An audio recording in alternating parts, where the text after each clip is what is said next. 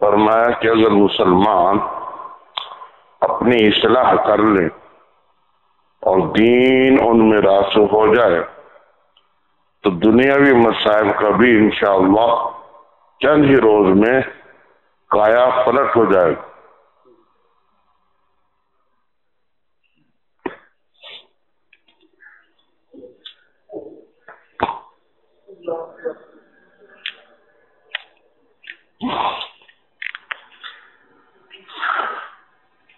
اس ملفوظ میں حضرت تھانوی رحمہ اللہ تعالی نے دنیا اور آخرت کا مقابلہ کیا کہ دنیا آخرت کا سایہ ہے، دنیا آخرت کا سایہ ہے۔ جس کی آخرت اچھی ہو جاتی ہے اس کی دنیا خود بخود ٹھیک ہو جاتی ہے۔ کوئی شخص پرندے کا سایہ پکڑنا چاہے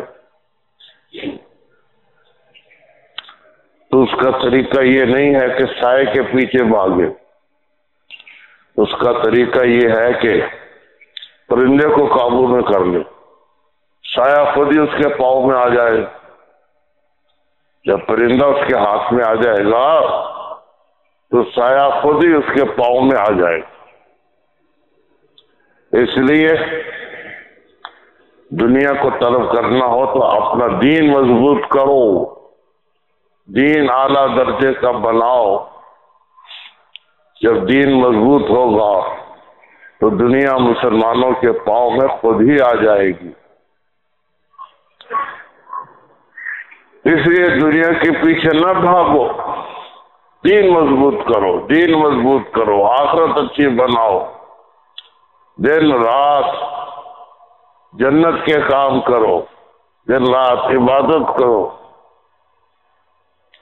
دن رات ذکر کرو، دن رات نفلی نماز پڑھو، دن رات تلاوت کرو۔ سلف صالحین نے فرائض کے علاوہ 3 کام زیادہ کیے ہیں نفلی طور پر: نفلی نماز، تلاوت اور ذکر اللہ۔ نفلی نماز اور تلاوت اور ذکر اللہ، یہ تینوں کام اگر ہم بھی بہت زیادہ کرتے رہیں تو ہماری آخرت بھی بہت عمدہ بن جاتی ہے۔ جب آخرت بن گئی تو دنیا خود بن گئی۔ حق تعالیٰ فرماتے ہیں الا بذکر اللہ تطمئن القلوب، دلوں کا اطمینان اور دلوں کا سکون یہ ذکر اللہ سے ہے۔ ذکر اللہ میں پورا دین آ جاتا ہے۔ کل مطیع للہ فہو ذاکر، کل مطیع للہ فہو ذاکر، جو بھی اللہ تعالیٰ کی اطاعت کرتا ہے وہ ذاکر ہے، ذکر کرنے والا ہے، اللہ تعالیٰ کو یاد رکھنے والا ہے۔ اس لیے ذاکر ہونے کا مطلب یہ ہے کہ اللہ تعالیٰ کی پوری اطاعت کرو، دین کے سب کام کرو۔ جب دین میں خوب ترقی ہو جائے گی تو دنیا کہیں جا نہیں سکتی، دنیا میں بھی راحت دین سے ملتی ہے۔ سب راحت حاصل کرنا چاہتے ہیں، طریقے خود لوگوں نے اپنے اپنے بنا رکھے ہیں۔ کوئی سمجھتا ہے زیادہ اولاد ہو پھر مجھے راحت ہوگی، کوئی سمجھتا ہے کہ اولاد نہ ہو تو پھر مجھے راحت ہوگی۔ ایک اولاد والے سے بے اولاد نے حال پوچھا، اس نے کہا میرا حال کیا پوچھ رہے ہو، میرے 5-6 بچے ہیں، کسی کے پیٹ میں درد ہے، کسی کی آنکھ میں درد ہے، کسی کے کان میں درد ہے، کسی کو دست لگے ہوئے ہیں، میں تو سب کے فکروں میں رہتا ہوں. خیریت ہوگی تمہارے گھر میں ہوگی، چھڑے چھاٹ، کوئی بچہ نہیں، کوئی بچی نہیں، تو خیریت تمہارے گھر میں ہوگی. ہمارے گھر میں خیریت نہیں ہے، ہمارے گھر میں خیریت نہیں ہے. کوئی سمجھتا ہے کہ غیر عورتوں کو تکتے رہنے سے سکون ہوگا. ایک نواب صاحب سے حکومت نے قید کر لیا، پوچھا کہ تم کس شہر میں رہنا چاہتے ہو؟ اس نے کہا میں مکہ میں رہنا چاہتا ہوں. تو نیت اچھی نہیں تھی کہ مکے میں دنیا بھر کی عورتیں آتی ہیں اور پردہ بھی پورا نہیں کرتی، کیونکہ اور احرام کی حالت میں عورت منہ نہیں ڈھانپ سکتی، منہ کو ننگا رکھنا پڑتا ہے.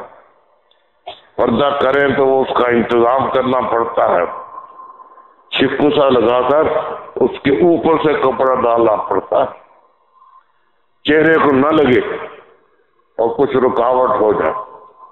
ایسا بہت کم عورتیں کرتی ہیں، زیادہ ننگے منہ بھاگی پھرتی ہیں. تو وجہ اس کی یہ تھی کہ عورتوں کو دیکھیں گے خوب گھور گھور کر، اور کوئی کیا سمجھتا ہے کہ میری نظر عورتوں پر نہ پڑے تو پھر مجھے سکون ملے گا. بزرگ دین مندر کو حسارے، قناعت کردہ از دنیا بغارے. تیرا گفتم شہر اندر نہیں آئی کہ بارے بند از دل برکشائی. بگفت آجا پری رویان نغزم تو گل پسیار شد پینا بلغم. ایک بزرگ جنگل میں رہتے تھے، کسی نے کہا کہ آپ شہر میں کیوں نہیں آتے، دل کیوں نہیں بہلاتے؟ تو کہا وہاں عورتیں بے پردہ پھرتی ہیں، اس لیے میں خطرہ ہے کہ میں کوئی گناہ نہ کر بیٹھوں، میری نظر کسی غیر عورت پر نہ پڑ جائے. جی ہاں جی ہاں، وہ یہ سمجھتے تھے کہ عورتوں سے الگ رہوں تو پھر مجھے سکون ہوگا. کوئی سمجھتا ہے کہ مال و دولت زیادہ جمع کروں تو سکون ہوگا، اور کوئی سمجھتا ہے کہ مال و دولت سے خالی ہاتھ رہوں تو پھر سکون ہوگا. جی ہاں جی ہاں جی ہاں.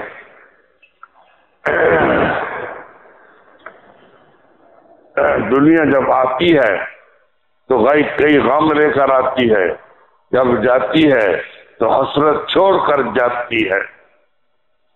اس لیے دنیا کو طلب کرنا یہ غموں کو طلب کرنا، اس لیے مال جمع کرنا کوئی راحت اور سکون کا ذریعہ نہیں.